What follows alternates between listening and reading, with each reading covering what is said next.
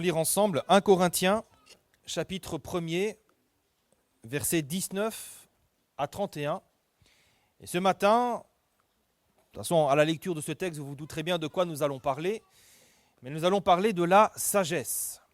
Sagesse de Dieu ou sagesse du monde. Sagesse intellectuelle ou sagesse spirituelle. Sagesse de la tête ou sagesse du cœur. Nous allons parler de ça ce matin.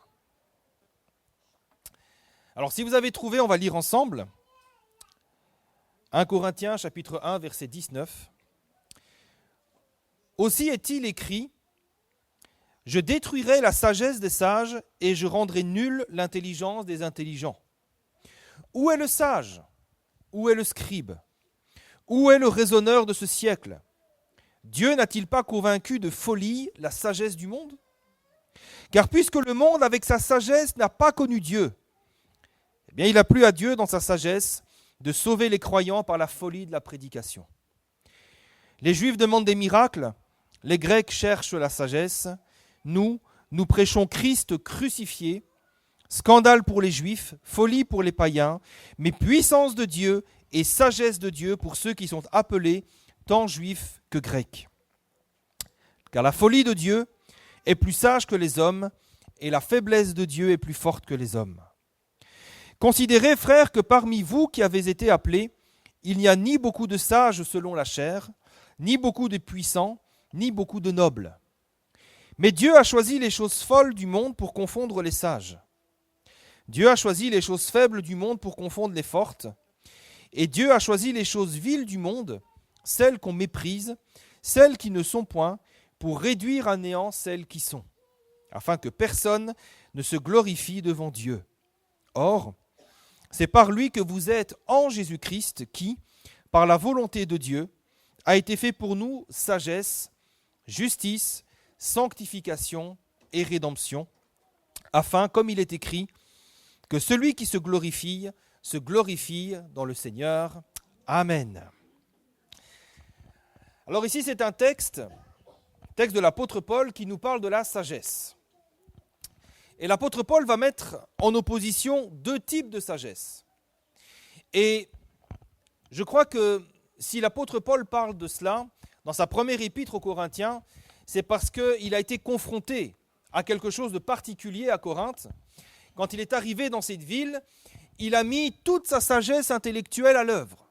Et il a essayé de persuader les Corinthiens en faisant une démonstration de sagesse. C'est ce qu'il a essayé de faire, sauf qu'il a été confronté à de la moquerie.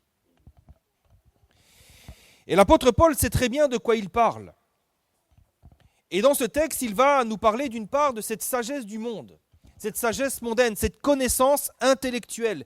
Une sagesse qui est purement intellectuelle, une sagesse qui est basée sur la connaissance, sur l'expérience, sur la science, sur toutes ces choses qui peuvent concerner à la fois les choses de la terre et à la fois les choses de Dieu. Et puis d'autre part, il va parler de la sagesse de Dieu. Une sagesse qui se trouve en Christ, une sagesse qui peut paraître comme une folie pour le monde, mais une sagesse qui pourtant est tellement précieuse parce qu'elle est spirituelle et qu'elle permet de connaître Dieu et elle permet de marcher dans ses voies. Et ça, c'est une chose que cette sagesse intellectuelle, cette connaissance pure ne peut pas faire.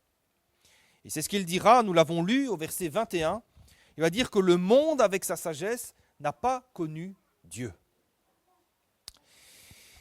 Cette sagesse de Dieu, c'est donc une sagesse du cœur, une sagesse qui est pratique, une sagesse qui est pragmatique, une sagesse qui est indispensable parce que c'est une sagesse qui nous donne accès au cœur de Dieu et qui nous permet de comprendre ce qui plaît à Dieu, de faire ce qui plaît à Dieu et de mener une vie qui l'honore.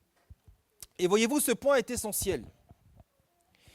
Si on se limite à une connaissance intellectuelle des choses de Dieu, si on se limite à connaître quelques versets, connaître la Bible, connaître quelques commandements, si on se limite à avoir une connaissance théologique des choses, eh bien, elles ne seront jamais suffisantes pour mettre en pratique la parole de Dieu.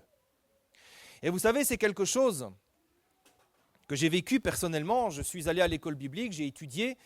les choses de Dieu.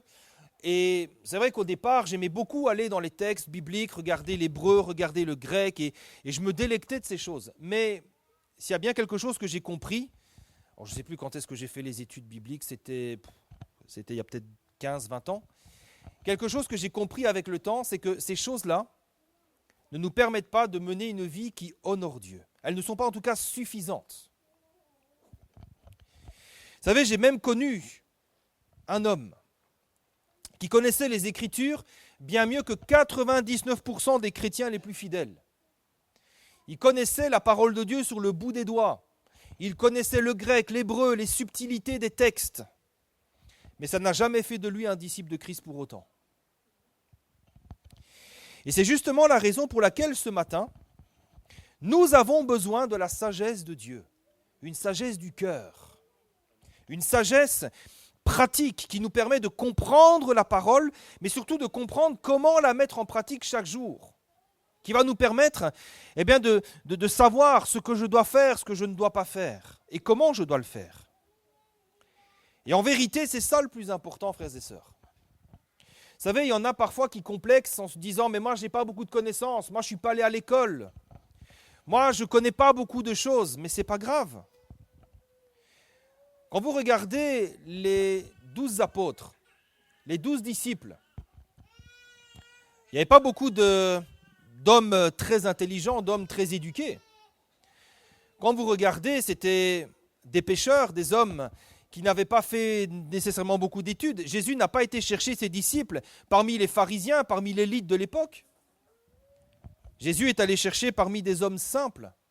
Et d'ailleurs, même les pharisiens étaient étonnés quand ils entendaient les disciples de Christ parler. Ils disaient, mais comment peuvent-ils parler aussi bien des choses de Dieu, eux qui n'ont pas reçu d'instruction? En vérité, le plus important, ce n'est pas d'avoir toute la connaissance. Le plus important, c'est que le Seigneur nous trouve fidèles dans les choses qu'il nous demande de faire. C'est ça le plus important. Dans Matthieu chapitre 25, verset 21, nous avons ici finalement le couronnement de chaque disciple de Christ. C'est quand Dieu dira « C'est bien, bon et fidèle serviteur, tu as été fidèle en peu de choses, je te confierai beaucoup, entre dans la joie de ton maître. » C'est ça qui compte, c'est d'être trouvé fidèle. Le Seigneur ne va jamais nous accueillir dans sa présence en nous disant « Waouh, tu as accumulé beaucoup de connaissances, tu connais énormément de choses sur mon royaume, c'est bon, les portes du ciel te sont ouvertes. » Ce n'est pas ça qui compte. Ce qui compte, c'est d'être fidèle. Ce qui compte, c'est que lorsque le Seigneur examinera notre vie, qu'il dira « Eh bien, je t'ai confié peu et tu as été fidèle en peu de choses. Je t'ai demandé telle chose.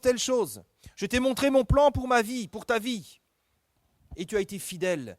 Tu as marché dans mes voies. » Mais ça, voyez-vous, il n'y a que cette sagesse de Dieu, cette sagesse du cœur qui nous permet d'y arriver. Et c'est ce que nous allons développer ce matin. Premièrement, pour bien comprendre cette différence qu'il y a entre la sagesse de Dieu et une sagesse purement intellectuelle, on peut prendre un exemple flagrant qu'il y a entre deux hommes. C'est David et Salomon, le père et le fils. Là, il n'y a pas le Saint-Esprit, c'est juste le père et le fils. Salomon, premièrement, c'était un homme très instruit, un homme très intelligent, un homme qui était doué de capacités hors normes, capacités intellectuelles hors normes. Dans 1 Roi, chapitre 4, verset 29, la parole de Dieu va dire ceci. De lui, il est écrit que Dieu donna à Salomon de la sagesse et une très grande intelligence et des connaissances multipliées comme le sable qui est au bord de la mer. Salomon était un homme très intelligent. Il avait un QI probablement supérieur aux hommes les plus intelligents, aux plus éminents de sa génération. Écoutez bien, il est écrit que la sagesse de Salomon surpassait la sagesse de tous les fils de l'Orient et toute la sagesse des Égyptiens. Il était plus sage qu'aucun homme, plus qu'Étan, l'Ezrakhite, plus qu'Éman, Calcol et Darda, etc. Sa renommée était répandue parmi toutes les nations d'alentour. Il a prononcé 3000 sentences, composé 1005 cantiques. Il a parlé sur les arbres, depuis le cèdre du Liban jusqu'à l'hysope qui sort de la muraille. Il a aussi parlé sur les animaux, sur les oiseaux, sur les reptiles et sur les poissons. Il faut le faire quand même. Hein. Si je vous donnais une feuille de papier, je vous disais, allez, parlez-moi des poissons, des animaux, des oiseaux. À part dire, il connaît comment cuire le poisson, il connaît comment cuire un volaille, voilà. On ne pourra pas dire grand-chose. Hein. Enfin, je parle pour moi premièrement.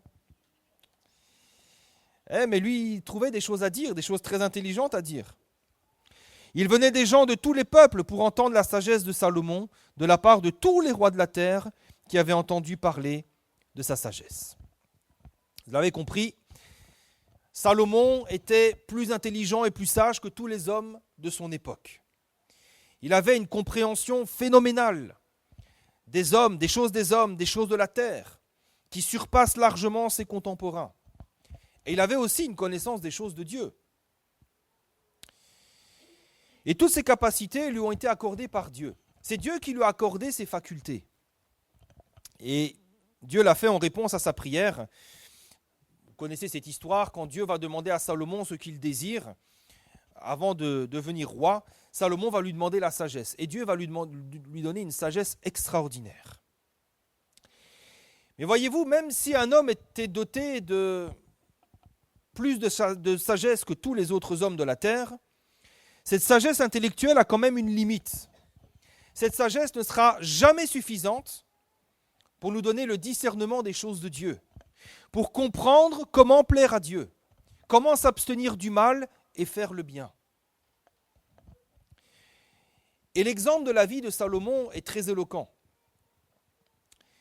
Regardez un petit peu quand il va finir de bâtir le temple, il va dédicacer le temple avant que le temple soit en service, et il va exhorter le peuple de cette manière. 1 Roi chapitre 8, verset 61, il va leur dire que votre cœur soit tout à l'Éternel, notre Dieu, comme il l'est aujourd'hui, pour suivre ses lois et pour observer ses commandements. Là, vous dites, waouh, c'est un homme qui est intelligent, un homme qui a compris beaucoup de choses, et il comprend les choses de Dieu. Et c'est vrai, il connaît les lois de Dieu, il connaît les choses des hommes, c'est un homme remarquable. Et certainement, Salomon connaissait aussi ce texte.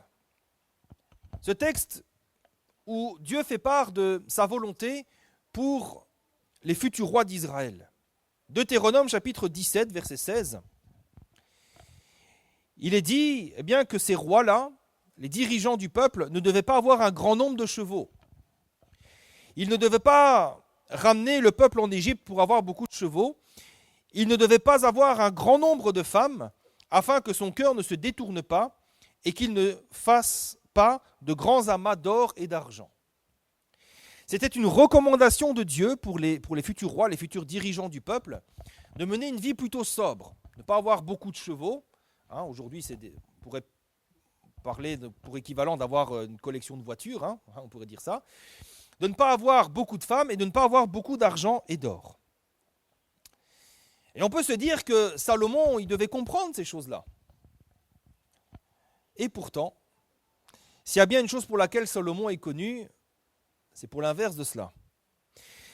Aussitôt la dédicace du temple terminée, Salomon va faire tout le contraire de ce qu'il vient de dire, tout le contraire de ce que la parole de Dieu recommande.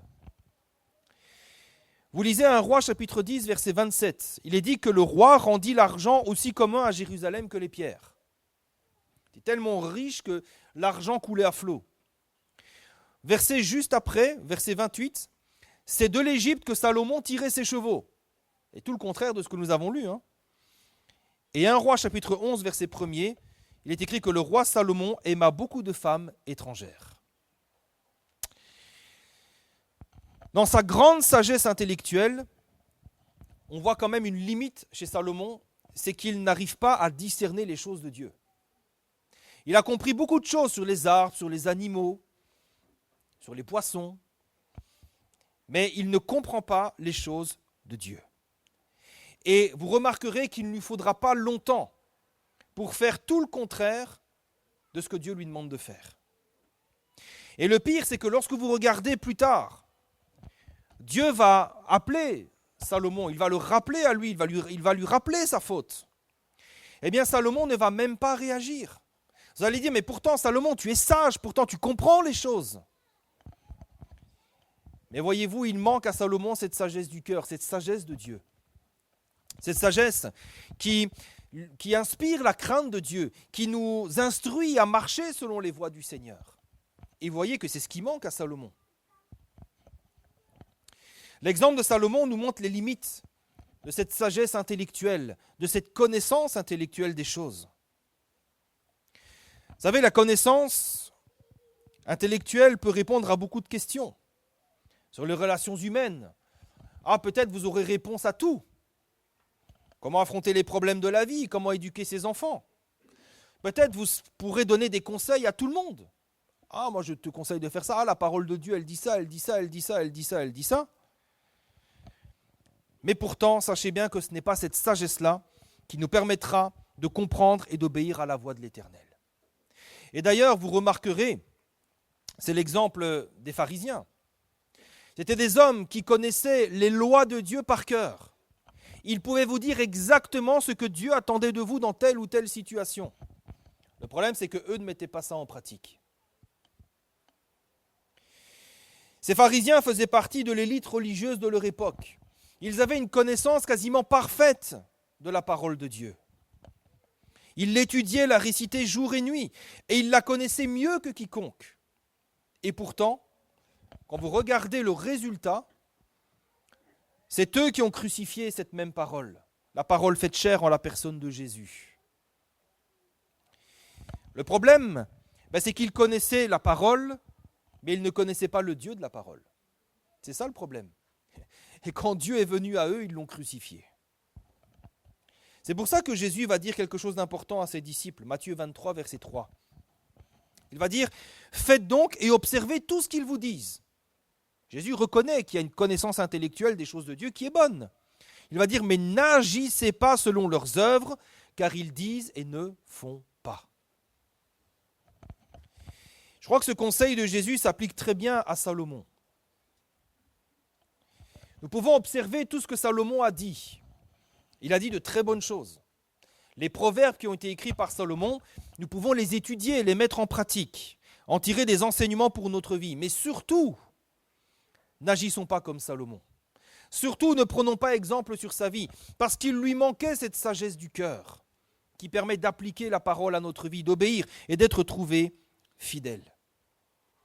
Et finalement, quelque part, quand nous regardons Salomon et les pharisiens, c'est un peu le même combat. Il y a de la connaissance, de la sagesse, mais aucune force, ni aucune volonté pour appliquer cette sagesse, pour savoir comment appliquer cette sagesse à leur propre vie. Maintenant, pour toujours nuancer les propos, je ne suis pas en train de diaboliser la sagesse intellectuelle. Je ne suis certainement pas en train de dire « ça ne sert à rien d'étudier la Bible, ne faites pas d'études bibliques, ça ne sert à rien ». C'est faux. Vous savez, Dieu va se servir de notre intelligence pour que nous puissions comprendre les choses. Ce Dieu qui nous a donné un cerveau ne va pas mettre notre cerveau de côté pour que nous puissions apprendre à le connaître. Il y a beaucoup de textes dans la parole de Dieu qui nous appellent à la réflexion. Quand par exemple Jésus nous parle de son retour, Matthieu 24, verset 32, il va dire « Instruisez-vous » par une comparaison tirée du figuier. Jésus va nous inciter et nous encourager à réfléchir sur les choses. Il va dire, dès que ces branches deviennent tendres et que les feuilles poussent, vous savez que l'été est proche. De même, quand vous verrez toutes ces choses, sachez que le Fils de l'homme est proche à la porte. Donc Jésus nous appelle à réfléchir sur les choses. À ne pas, par exemple, sombrer dans la panique dans le monde dans lequel nous vivons, la société dans laquelle nous vivons, de ne pas sombrer dans la panique ou dans la colère, mais de se dire, bon, c'est certainement des signes qui annoncent que Jésus revient bientôt. Et puis, vous savez, cette sagesse intellectuelle, nous en avons besoin. Nous avons besoin d'étudier la parole, de connaître la parole. Dans Osée, chapitre 4, verset 6, le Seigneur fera ce constat en disant « Mon peuple est détruit parce qu'il lui manque la connaissance. » Le peuple n'avait pas la connaissance de la parole. Et aujourd'hui, vous savez que dans certains mouvements, dans certaines églises, on tombe dans ce travers-là. C'est-à-dire que tout est louange, tout est adoration, et l'enseignement de la parole est très pauvre. On se limite à des rudiments. Dieu t'aime, Dieu veut ton bien. Et ça s'arrête là. Et quelle connaissance vous avez de Dieu? Un Dieu qui nous aime, un Dieu qui veut notre bien, et c'est tout. Et la connaissance de Dieu est très pauvre, mais vous savez que ça aussi, ça ouvre la porte très grand à toutes sortes de dérives, à toutes sortes de péchés, et toutes sortes de choses. Et d'ailleurs, c'est pour ça que Dieu dira qu'à cause du manque de connaissance, son peuple est détruit, parce que son peuple s'est détourné de la voie droite. C'est par le manque de connaissance qu'Israël était conduit à faire ce qui déplaît à Dieu. Dans Juges chapitre 2, verset 10, il est écrit que toutes ces générations furent recueillies auprès de ses pères, donc la génération qui a conquis Canaan, et il s'éleva après elle une autre génération qui ne connaissait point l'Éternel, ni ce qu'il avait fait en faveur d'Israël. Il est écrit que les enfants d'Israël firent alors ce qui déplaît à l'Éternel, ils servirent les Baals, ils abandonnèrent l'Éternel, le Dieu de leur père, etc., etc., etc. Sans la connaissance et l'étude de la parole, nous sommes comme des aveugles qui s'égarent dans la nuit. Nous avons besoin aussi de cette connaissance intellectuelle des choses. Nous avons besoin de comprendre ce que Dieu veut, ce que Dieu demande. Nous avons besoin d'étudier la parole. D'ailleurs, la Bible nous dit, dans le psaume 119, verset 105, « Ta parole est une lampe à mes pieds et une lumière sur mon sentier. » La connaissance et l'étude de la parole vont éclairer notre sentier. C'est donc nécessaire, mais jamais suffisante. Parce que nous avons besoin de cette sagesse de Dieu pour nous apprendre à marcher dans ses voies. Vous savez, la lumière va éclairer, mais ce qui va nous permettre de marcher, d'avancer, c'est cette sagesse du cœur. Alors nous avons parlé de Salomon, nous avons vu avec lui les limites de la sagesse, et maintenant nous allons parler de David. Parce que David illustre à merveille la sagesse du cœur, cette sagesse de Dieu. Celle qui est utile et précieuse pour connaître comment appliquer les commandements de Dieu à notre propre vie. La différence, c'est que David n'a peut-être pas écrit de beaux proverbes comme Salomon, des proverbes qui font le délice de l'intelligence tellement c'est raffiné, tellement c'est recherché. David, on ne venait pas le voir des quatre coins du monde pour écouter sa sagesse. Mais David avait beaucoup plus que cela. David avait le témoignage de Dieu sur sa vie.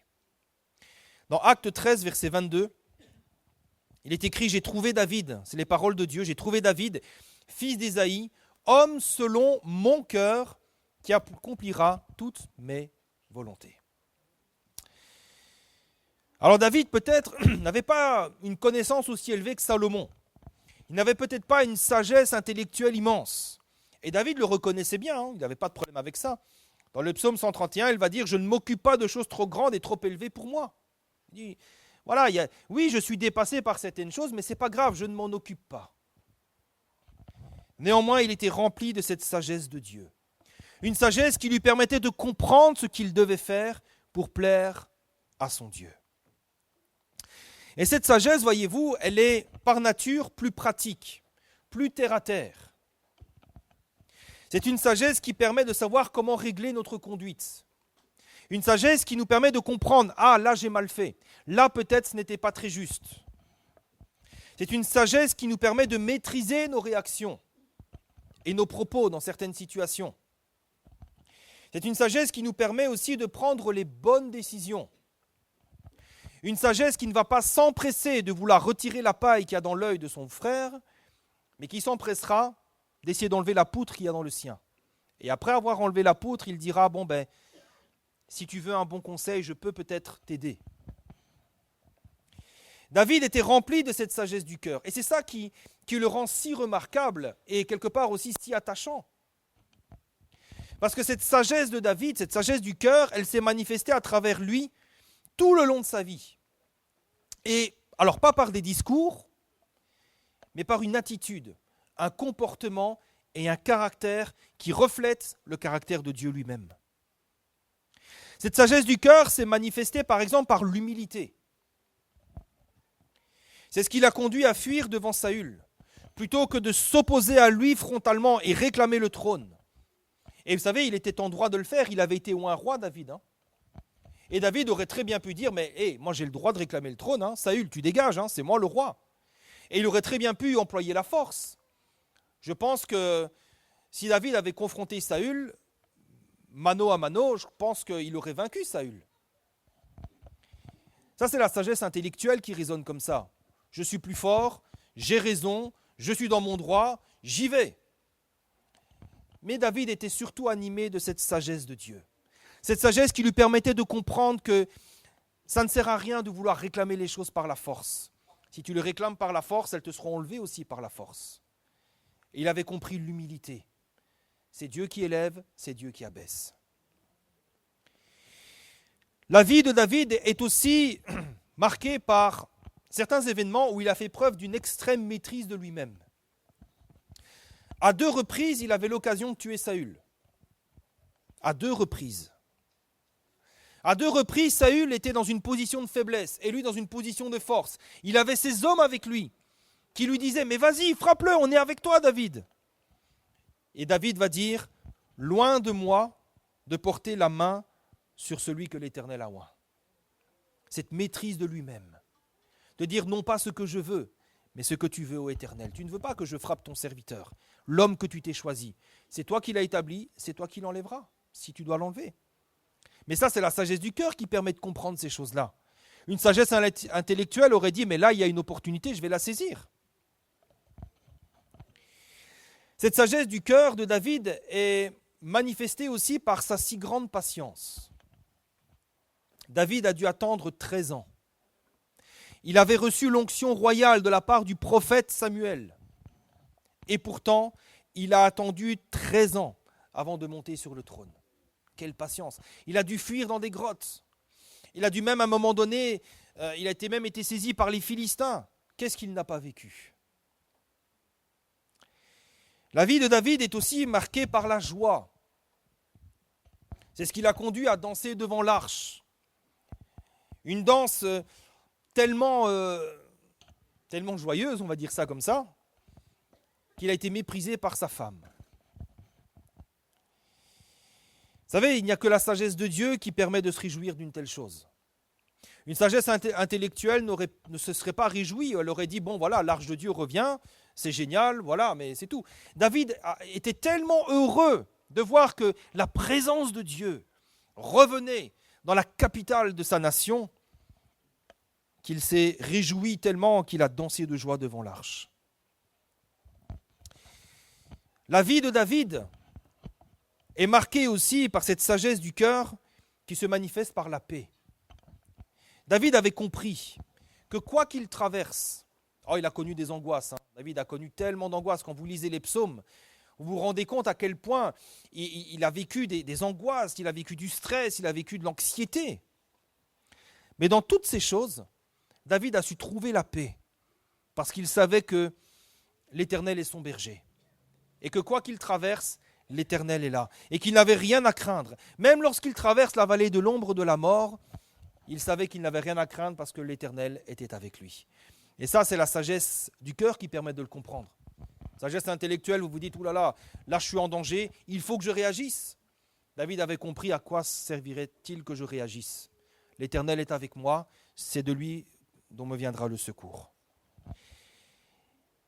La vie de David est marquée aussi par la bonté. Vous savez que David n'a jamais eu de rancune à l'égard de Saül, ni envers ses descendants. Sagesse intellectuelle, qu'est-ce qu'elle aurait dit? Saül, tu m'as fait la misère, maintenant je vais te faire la misère, à toi et à tes descendants. Et pourtant, c'est par cette sagesse de Dieu que David a pu pardonner Saül et qu'il s'est même montré bon envers les descendants de Saül. Dans 2 Samuel, chapitre 9, verset 1, il est dit « Reste-t-il encore quelqu'un de la maison de Saül pour que je lui fasse du bien à cause de Jonathan ?» David cherchait justement s'il y avait encore des descendants à Saül pour qu'il leur fasse du bien. Et enfin, la vie de David est marquée aussi par la fidélité, puisque David est toujours resté attaché à Dieu, malgré tout ce qu'il a pu traverser, les trahisons, les abandons, les guerres, tout ça, il est resté attaché à Dieu. Jamais il a dit « mais Dieu, je t'abandonne ». Il est toujours resté attaché à Dieu. Alors évidemment, je vous ai énuméré tout cela, je ne sais pas si ça vous fait penser à quelque chose. C'est le fruit de l'esprit. C'est le fruit de l'esprit. Cette sagesse de Dieu, cette sagesse du cœur, quand elle se manifeste dans une vie, elle produit le fruit de l'esprit. Galates 5,22 nous dit que le fruit de l'esprit, c'est l'amour, la joie, la paix, la patience, la bonté, la bienveillance, la fidélité, la douceur et la maîtrise de soi. Alors maintenant, vous allez me dire, oui, mais David, il a quand même chuté lourdement. On sait bien que avec Bathsheba, il a fait tuer son mari, et puis il a commis un adultère, elle a eu un enfant, etc. On sait très bien comment, quand une de ses filles s'est faite violer, il a même pas réagi. Il n'a pas été un bon roi, il n'a pas forcément été un bon père. C'est vrai. Et sur ces choses-là, David est inexcusable. Mais voyez-vous, cette sagesse du cœur, c'est ce qui a permis à David, lorsque l'Éternel lui a fait connaître sa faute. David était complètement aveuglé par le péché. Il ne se rendait même pas compte de l'état dans lequel il était. Mais quand l'Éternel va frapper à la porte et qu'il va lui dire « David, ce que tu fais est mal », David va immédiatement se repentir. Immédiatement. Contrairement à Salomon. David va pleurer sincèrement, il va jeûner, il va regretter amèrement. Tout son être entier sera abattu lorsqu'il réalisera qu'il a péché contre son Dieu. Quelle différence avec Salomon. Salomon était resté indifférent devant son péché. Il va dire, bon, moi je fais comme tous les autres rois de la terre, je suis le roi d'Israël, oui j'ai 700 femmes et 400 concubines, je pense que ce sont les bons chiffres, peut-être je me trompe, mais il me semble que c'est ça. J'ai 700 femmes, 400 concubines, c'est ça non 300, voilà. Excusez-moi, j'ai exagéré un petit peu. Et voilà, il disait, bon voilà, c'est comme ça. David, pour avoir pris la femme d'un autre et d'avoir commis un meurtre, il s'en est voulu et il se repentit de tout son cœur devant Dieu. Et d'ailleurs, si vous voulez voir à quel point il était bouleversé, relisez le psaume 51, un psaume qui est remarquable, et vous verrez à quel point la contrition du cœur de David était intense. Alors maintenant, comment on développe cette sagesse du cœur ? Comment faire ? Bon, la sagesse intellectuelle, il suffit d'étudier la Bible, il y a des commentaires bibliques, vous faites des études de théologie, il n'y a pas de souci. Mais cette sagesse du cœur, comment est-ce qu'on la développe ? Eh bien, si nous prenons exemple sur David, nous remarquons une chose, c'est que David était un homme qui était attaché à Dieu plus qu'à toute autre chose. Et c'est là que se trouve la sagesse. C'est quand nous sommes attachés à Dieu, plus que toute autre chose, eh bien c'est là que nous allons recevoir cette sagesse. C'est ce que Jésus a expliqué à travers une parabole. Jean chapitre 15, verset 5, il va dire « Je suis le cep, vous êtes les sarments. » Et écoutez bien. « Celui qui demeure en moi et en qui je demeure porte beaucoup de fruits, car sans moi, vous ne pouvez rien faire. » Le fruit de l'esprit est pour ceux et celles qui demeurent en Christ, qui demeurent attachés à lui, comme le sarment est attaché au cep. Autrement dit, la sagesse de Dieu dans notre vie et le fruit que cette sagesse va produire viendra de notre attachement et de notre amour vis-à-vis de l'Éternel. Cette sagesse-là, elle ne s'achète pas. Cette sagesse-là, elle ne s'étudie pas à l'école. Vous n'allez pas l'acquérir à force d'études bibliques. C'est une sagesse que Dieu donnera à ceux qui l'aiment de tout leur cœur et qui cherchent sa face pour faire ce qui lui plaît. Vous savez, ma grand-mère n'avait pas fait beaucoup d'études. Elle, je pense même qu'elle n'avait pas fait d'études, je ne pense même pas qu'elle était allée au collège. Elle savait à peine lire quand elle est venue en Belgique d'Italie. Elle ne parlait pas le français, elle ne savait même pas lire le français, etc. Elle a appris comme ça un petit peu et puis elle s'est convertie au Seigneur. Et à un moment donné, elle m'expliquait ça, elle parlait avec son médecin. Et à un moment donné, ils ont parlé des choses de Dieu et le médecin lui disait « Mais madame, comment vous avez cette connaissance des choses de Dieu ? Comment vous arrivez à parler des choses de Dieu comme ça ?» Eh bien, cette connaissance lui venait cette sagesse-là lui venait directement du Seigneur. Elle n'avait pas fait d'études bibliques, elle n'avait pas... Voilà. Mais de sa relation avec Dieu, Dieu lui avait communiqué cette sagesse du cœur qui lui permettait de comprendre les choses. Vous savez, la chose la plus importante dans la vie chrétienne, C'est d'aimer Dieu de tout notre cœur, de toute notre âme et de toute notre force. Pourquoi ? Mais parce que tout vient de là. Tout vient de là. Dans 1 Corinthiens chapitre 13, verset 2, l'apôtre Paul dira « Quand j'aurai le don de prophétie, la science de tous les mystères et toute la connaissance, dira si je n'ai pas l'amour, je ne suis rien. Si je n'ai pas l'amour de Dieu et l'amour de mon prochain, tout ça, ça ne sert à rien, c'est juste une cymbale qui résonne. » Et vous remarquez que ceux qui n'ont pas l'amour de Dieu dans leur cœur et qui vous parlent des choses de Dieu, ils sont comme des airains qui résonnent. Hein, tu dois faire ceci, tu dois faire cela, tu ne devrais pas faire ça, etc. C'est des moralisateurs. Et parfois même, ça saoule. On va dire, mais applique ça à ta propre vie. C'est d'ailleurs ce que Jésus dira. Avant de vouloir enlever la paille qu'il y a dans l'œil de ton voisin, enlève d'abord la poutre qu'il y a dans le tien. C'était le problème de Salomon. Il avait toute la connaissance, mais pas l'amour. Alors, il a peut-être l'amour des femmes, hein, mais pas l'amour de Dieu.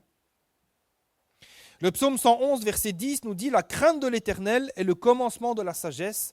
Tous ceux qui l'observent ont une raison saine. » C'est vrai qu'on peut se poser la question, se dire « Mais comment Salomon, avec toute sa sagesse, était autant à côté de la plaque ?» Peut-être qu'il n'avait pas la crainte de l'Éternel. Il lui manquait cette crainte de l'Éternel, qui est le commencement de la sagesse. Vous savez, craindre Dieu, ça ne veut pas dire avoir peur de Dieu. Ça veut dire respecter Dieu. Ça veut dire prendre Dieu au sérieux. Ça veut dire ce que Dieu considère comme péché, comme offensant, eh bien je ne le fais pas parce que je le respecte, parce que je l'aime. C'est ça, craindre Dieu. C'est avoir un profond respect. Et la sagesse, elle commence par aimer Dieu et le respecter. La sagesse de Dieu ne commence donc pas par des études bibliques, des débats théologiques, toutes ces choses-là. Elle commence par un cœur qui aime Dieu et un cœur qui cherche à l'honorer dans tous les domaines de sa vie. C'est lorsque, par exemple, nous avons le souci de faire ce qui plaît à Dieu coûte que coûte. C'est lorsque notre priorité, c'est de mettre sa parole en pratique. C'est lorsque nous voulons plus que tout mener une vie qui honore Dieu.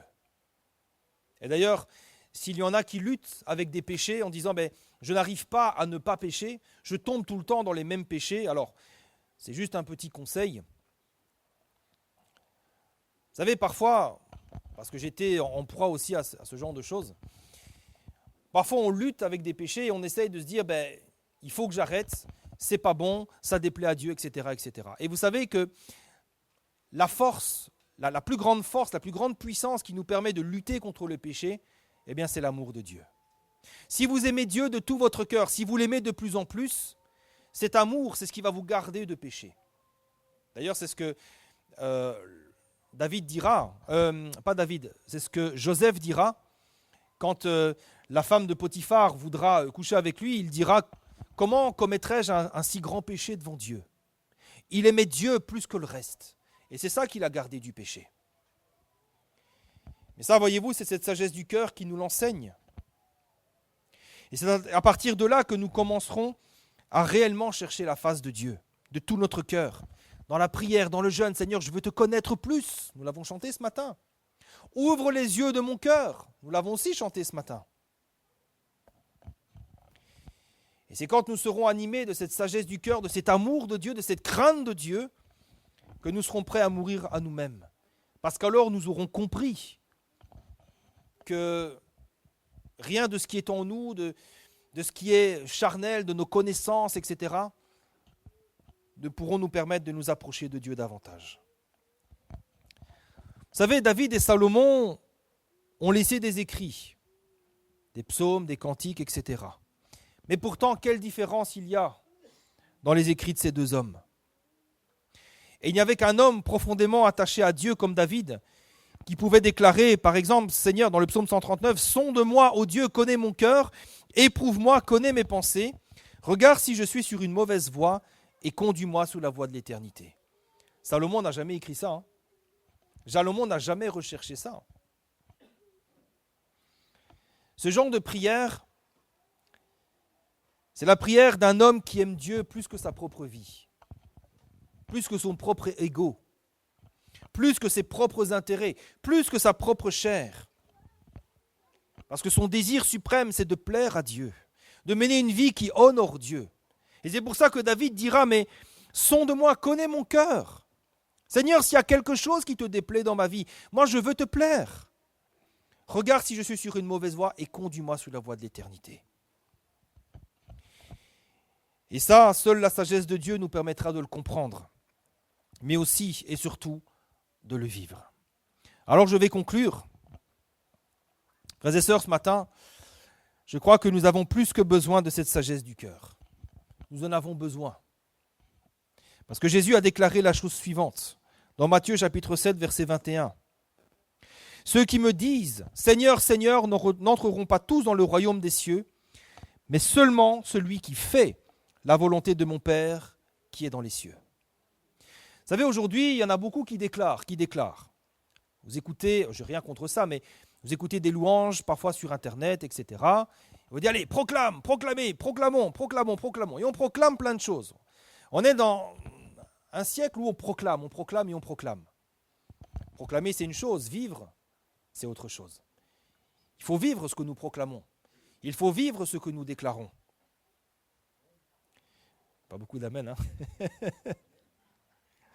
Et pourtant, Jésus dit, ce n'est pas ceux qui disent, mais ce sont ceux qui font qui entreront dans le royaume des cieux. Et comment est-ce qu'on apprend à faire? Comment est-ce qu'on a le désir de faire? Comment est-ce qu'on comprend ce qu'il faut faire? Eh bien, c'est en étant attaché à l'Éternel de tout notre cœur. C'est en l'aimant de tout notre cœur.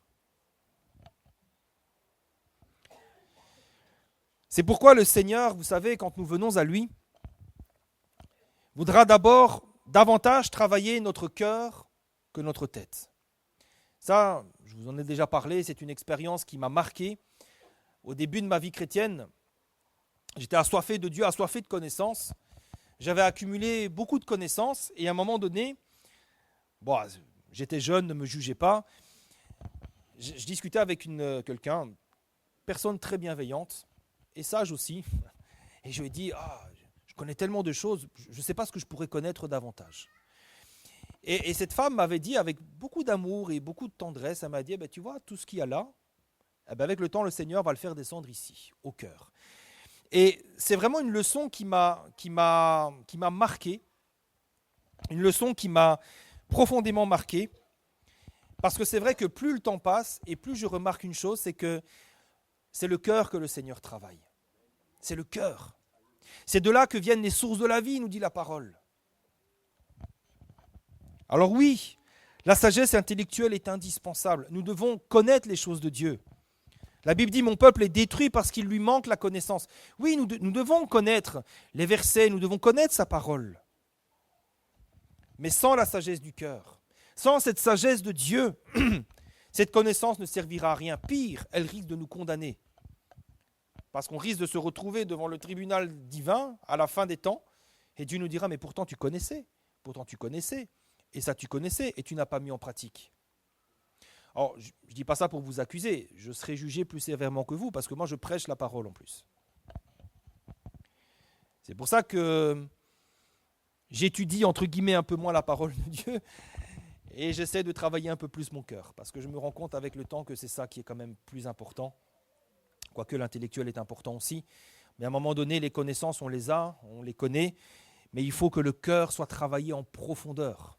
Il faut que l'Éternel puisse travailler notre cœur comme le potier travaille le vase et qu'il puisse faire ce qui lui plaît. Alors, ce matin, si nous ne devions comprendre qu'une seule chose, comprenons ceci. La chose la plus importante pour nous, Matthieu chapitre 22, verset 37, quand on pose la question à Jésus, on lui dit « Mais c'est quoi le plus grand commandement? S'il fallait n'en retenir qu'un seul, ça serait quoi ?» Et Jésus dira, tu aimeras l'Éternel, le Seigneur ton Dieu, de tout ton cœur, de toute ton âme et de toute ta pensée. C'est le premier et le plus grand commandement, celui dont dépend toute la loi et les prophètes. Si nous avons compris cela, si nous avons compris que le plus important c'est d'aimer Dieu, de s'attacher à Dieu, alors nous développerons cette sagesse qui vient du cœur, nous comprendrons ce qui plaît à Dieu et nous pourrons mener une vie qui lui plaît, une vie qui l'honore. Et à la fin, quand nous comparaîtrons devant lui, le Seigneur nous regardera avec un grand sourire en disant « Tu as été fidèle en peu de choses, je te confierai beaucoup, entre dans la joie de ton maître. Amen. Je crois que c'est ce que nous voulons toutes et tous entendre, non? Le Seigneur ne va pas nous dire « Oh, tu m'as impressionné par ta connaissance, 10 sur 10 ». Ben non. Le Seigneur dira « Tu as été fidèle. Je t'ai confié telle chose. Je t'ai confié 3 talents, 5 talents, 10 talents. Tu as été fidèle, mon serviteur. Entre dans la joie de ton maître. » C'est ça qui compte. Alors